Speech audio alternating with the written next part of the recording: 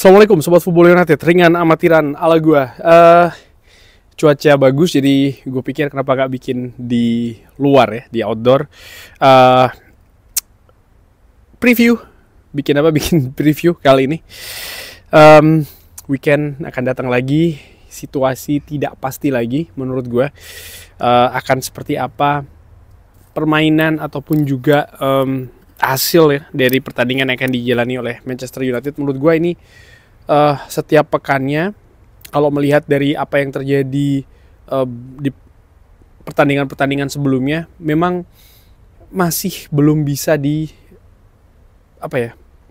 bukan cuma diprediksi, tapi juga serba tidak pasti. Mungkin yang satu-satunya hal yang pasti adalah 3 back itu yang akan diturunkan oleh Ruben Amorim. Tapi ya lain-lainnya akan seperti apa penampilannya, akan seperti apa hasil, akan seperti apa bahkan pemain yang diturunkan di beberapa tempat, menurut gue masih banyak ketidakpastian. Dan sebenarnya ini merupakan mungkin ciri utama ya tim penghuni papan tengah sampai papan bawah. Jadi sangat susah untuk diprediksi. Ada beberapa pertandingan mungkin akan tampil bagus, tampil luar biasa. Tapi beberapa pertandingan yang lain tampil buruk, mengecewakan, dan juga mendapatkan hasil yang tidak maksimal atau bahkan kekalahan. Sementara tim yang menghuni papan atas biasanya lebih stabil menurut gue, dengan hanya sesekali saja mendapatkan kejutan. Tapi di sisi lain ya inilah situasi saat ini dengan Manchester United, bahwa ya mungkin di awal musim ada yang optimis bisa masuk 4 besar, 3 besar, sampai dengan sejauh ini menurut gue ya dari hal-hal yang tadi gue katakan, penuh ketidakpastian, penuh hal yang susah diprediksi. Dan ini sekali lagi ya bukan kejadian yang sesekali saja. Tapi sejauh ini kalau melihat dari pekan pertama sampai dengan pertandingan terakhir menghadapi Brentford, sangat susah diprediksi, sangat susah untuk diikuti bahkan. Nah, menghadapi Sunderland di hari Sabtu sore waktu Eropa, atau berarti malam Ahad ya waktu Indonesia. Kalau mendengar nama Sunderland nampaknya oke, ini tim yang ukuran klubnya di bawah Manchester United. Tapi kalau melihat apa yang terjadi di Premier League, di papan klasemen sampai dengan sejauh ini, dari 6 pertandingan Sunderland jauh berada di atas Manchester United. Sunderland berada di peringkat ke-5, sementara United sendiri berada di peringkat ke-14 dengan poin selisih 4. Yang unik yaitu kedua tim sama-sama sebenarnya mencetak 7 gol. Hanya saja Sunderland ini kebobolan 4 gol. Jadi lini pertahanan mereka sangat solid, sementara lini depannya menurut gua cukup efisien. Melihat tim yang ya mereka tim promosi ya, biasanya tipe permainannya tipe yang agak sedikit defensif tapi berusaha untuk bermain rapi dan mengejutkan lawan-lawannya. Dan sejauh ini mereka kalau menurut gua ya cukup sukses, cukup berhasil. Terbukti mereka bahkan berada di zona Eropa, berada di peringkat ke-5, dan kalau dilihat di papan klasemen bahkan lebih tinggi posisinya dibanding dengan Manchester City ataupun juga Chelsea. Di pertandingan yang sudah dilalui musim ini, Sunderland baru menelan 1 kekalahan di Premier League, itu adalah ketika menghadapi Burnley ya di akhir bulan Agustus. Setelahnya mereka tidak pernah lagi kalah atau belum pernah kalah di Premier League. Di pertandingan terakhir bahkan mereka mengejutkan dengan mengalahkan tuan rumah Nottingham Forest di City Ground. Nah, ini berarti harus diwaspadai karena mereka bisa menang tandang. Ketika menghadapi Crystal Palace bahkan di Selhurst Park mereka mampu menahan 0-0 tim yang juga sedang dalam performa yang bagus ya. Crystal Palace sejauh ini berhasil ditahan imbang oleh Sunderland dengan 0-0. Dan kalau melihat misalnya di 2 pertandingan menghadapi Nottingham Forest, menghadapi Crystal Palace, mereka mampu menahan tuan rumah untuk tidak membobol gawangnya. Artinya apa? Pertahanan mereka ini solid. Dan ini yang akan menjadi salah satu tantangan besar bagi Manchester United ketika bermain kandang. Tentu saja mereka ingin bermain atraktif, mereka ingin bermain menyerang, mereka bermain dengan intensitas tinggi, agresivitas mungkin. Tapi apa yang terjadi sampai dengan sejauh ini di Manchester United adalah permasalahan tuh bukan untuk menciptakan peluang banyak diciptakan, bahkan kalau tidak salah angka XG dari Manchester United ini yang tertinggi di Premier League sampai dengan sejauh ini, atau salah satu yang tertinggi lah ya. Tapi bagaimana pemanfaatan peluang ini mereka tidak bagus, dan ini akan diuji menghadapi tim dengan pertahanan yang solid, itu adalah Sunderland. Mereka butuh kreativitas, mereka butuh ketajaman. Tanpa itu menurut gue bukan tidak mungkin justru Manchester United yang akan terhukum di pertandingan nanti. Sunderland seperti gue katakan tadi ya, mereka lini pertahanannya solid, cukup bagus, dan kalau dilihat gue ambil dari SofaScore ini, average rating pemain tertinggi itu ada pada kipernya, Robin Ruffs. Nah, ini menunjukkan bahwa sebenarnya ya ini tipikal tim yang biasa tertekan, biasa mungkin lebih punya kecenderungan bertahan, dengan pemain terbaiknya adalah penjaga gawangnya.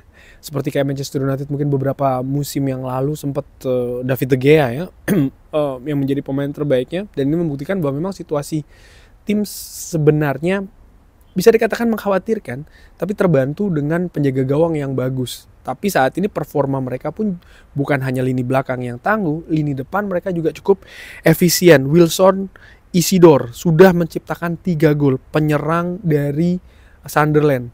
Ini nampak berbanding terbalik dengan Manchester United, di mana penyerang-penyerangnya masih belum tajam nih. Sementara Sunderland mereka sudah punya striker paling tidak sampai dengan sejauh ini yang bisa diandalkan sebagai sumber gol ya. Gua juga melihat bagaimana posisi pemain rata-rata ketika menghadapi Nottingham Forest. Sunderland mereka nampaknya tim juga dengan transisi yang baik, terutama dari bertahan ke menyerang, dan ini yang harus diwaspadai oleh Manchester United, di mana justru Manchester United sering terhukum dengan skenario transisi. Ini yang harus diwaspadai menghadapi Manchester City. Ada banyak gol, setidaknya 2 gol kalau tidak salah, itu karena transisi yang lambat. Menghadapi Brentford terlihat transisi Manchester United buruk, menyisakan pertahanan yang terbuka menganga. Sunderland punya kemampuan untuk menghukum dengan cara yang kurang lebih sama. Mereka punya sistem transisi yang sejauh ini cepat, rapi, dan juga berbahaya. Ini harus diwaspadai. Nah, ini bukan sesuatu yang mudah menurut gue yang akan dihadapi oleh Manchester United, sekalipun mereka bertanding di Old Trafford. Ditambah lagi bagaimana bumbu keadaan setelah kekalahan menghadapi Brentford. Ada banyak spekulasi terkait dengan posisi manajer, pelatih kepala dari Manchester United yang kabarnya sudah menuju ke zona tidak aman, bahkan nama-nama pengganti pun juga sudah disiapkan. Karakter skuad menurut gue sangat diuji, sekaligus juga keutuhan serta kesolidan. Gue membayangkan ya, di situasi-situasi seperti ini situasi-situasi yang nyaman dalam tanda kutip untuk pemain melakukan ya throwing manager under the bus, melempar manajer di bawah bis lagi, artinya menendang manajer dari squad. Ini situasi yang sangat empuk, di mana keadaan saat ini sedang menuju turun. Kalau pemain ogah-ogahan, kalau pemain lebih menegaskan atau bahkan menebalkan keadaan tidak ingin bermain untuk sang manajer, ini momentumnya ada di sini. Sekaligus ya ini juga semacam kayak pembuktian atau kita bisa lihat untuk fans ya, situasi yang terbuka nih, siapa sebenarnya yang jadi masalah selama ini di Manchester United. Bukan cuma siapa, tapi apa sebenarnya juga masalah yang ada di klub ini, bukan hanya di skuad ini. Ini momentum yang sangat terbuka. Tapi sebaliknya, kalau ternyata skuad itu tetap solid, ya ini juga saatnya mereka untuk membuktikan di depan fans tuan rumah ya, di Old Trafford bahkan, dengan apa yang terjadi ketika menghadapi Brentford kemarin. Dan kalau melihat performa Manchester United di 4 pertandingan secara berurutan, memang mereka kalah away ya, tapi mereka balik lagi menang kandang, kalah away menang kandang, dan kita lihat nih bagaimana mereka bisa memutar momentum kali ini. Gue perkirakan mudah-mudahan Manchester United bisa menang tipis ya, 2-1. Gue masih belum teryakinkan Manchester United bisa menang dengan clean sheet. Gue berusaha untuk positif dan juga optimis ya, melihat catatan dari 4 pertandingan terakhir Manchester United cenderung untuk bisa tampil bagus ketika tampil di kandang sendiri. Dan perkiraan formasi ini juga yang ingin gue bahas terakhir sebelum gue akhiri video ini.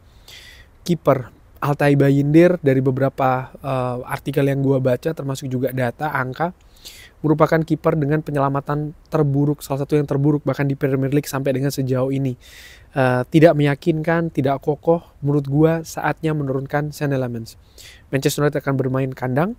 Manchester United mungkin akan lebih ringan dari sisi tekanan ya, terutama untuk pemain yang akan menjalani debut. Dengan dukungan sepenuh stadion, menurut gue ya inilah saat yang tepat untuk memperkenalkan sang penjaga gawang baru di Manchester United. 3 center back. Gue memilih untuk mengistirahatkan Harry Maguire. Terlihat kesulitan ya untuk bisa bermain dengan intensitas tinggi, dengan kecepatan tinggi, untuk juga bisa menghadang ya transisi cepat dari tim lawan, dimana tadi gue katakan ya Sunderland ini punya kecenderungan mematikan, katakanlah seperti itu, dari transisi yang mereka lakukan dari bertahan ke menyerang, sehingga gue lebih memilih Leny Yoro, Matthijs de Ligt, dan juga Luke Shaw. Tidak banyak pilihan untuk center back sebelah kiri. Mudah-mudahan Luke Shaw bisa tampil seperti ketika Manchester United tampil menghadapi Chelsea ya, dimana dia tampil lumayan di pertandingan tersebut. 4 gelandang tengah ya, wingback sebelah kanan tidak banyak pilihan. Oleh karena itulah gue lebih memilih seorang Diogo Dalot. Ya sekali lagi, kalau ada Mazraoui gue akan lebih milih Mazraoui.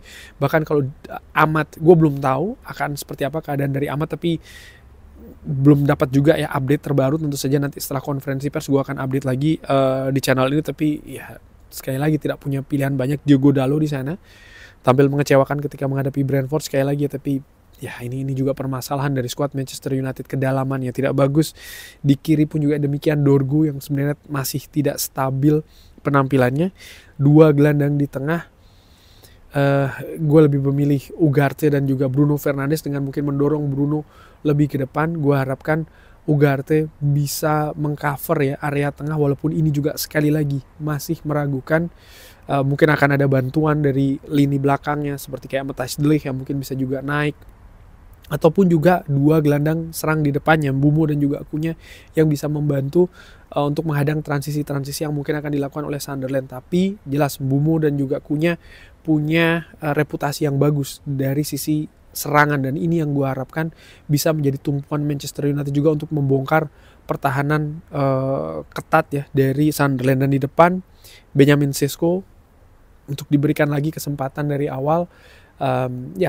Dalam rangka adaptasi juga, sekaligus mudah-mudahan bisa memperpanjang catatan golnya yang sudah dimulai ketika menghadapi Brentford. Kurang lebih seperti itu Sobat Football United, preview Manchester United yang akan menjamu Sunderland, tim promosi yang sejauh ini bisa dikatakan mengejutkan ya di Premier League. Raihannya cukup bagus. Optimis, negatif, perkiraan formasi, perkiraan skor, seperti biasa silahkan drop di kolom komen. Terima kasih sudah menyaksikan. Jangan lupa like, share, dan juga subscribe. Wassalamualaikum warahmatullahi wabarakatuh. Thank you.